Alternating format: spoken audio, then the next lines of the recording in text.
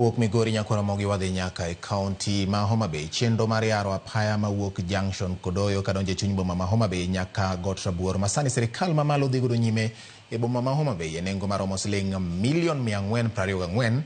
Geno nitie ni biro tieko dhugruok mag nyamburko e boma ma Homa Bay. Yawo bomano kampuni gedo mare orumo. Ripota marwa ma Homa Bay Elia Beach lerono mathoth ewi gedo mar apayano.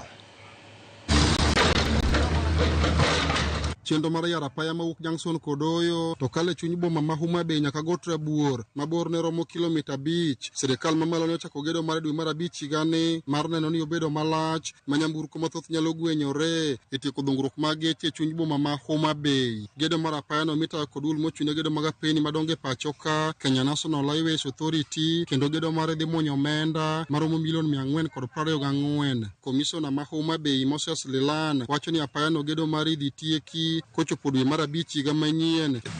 plan is for the dualing of the road from the Mbita Junction through Homa Bay town to the Apaya, and then from the junction to the Apaya also to got rabuor.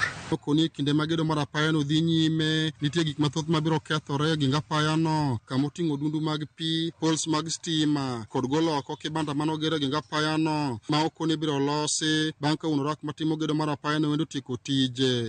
There will be a lot of interference, so we want to call for some understanding from the business community and the people, of course, who have businesses and structures around the construction area.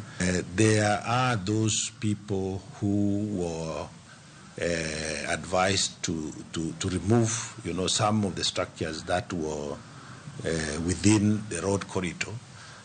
I want to confirm that we did not demolish a lot of structures, so to speak, because many people, by the way, had put their structures away from the road reserve.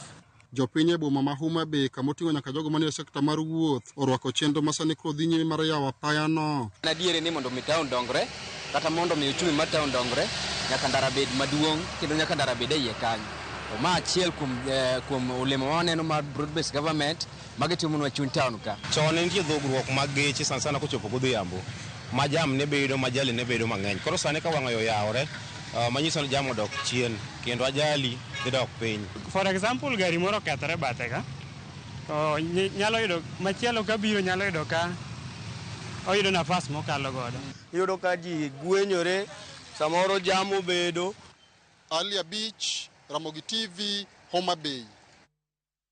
Nyakoro Ramogi kana ng'isi motelo ni odiochieng' ma kawuono en odiochieng' mar ng'ego.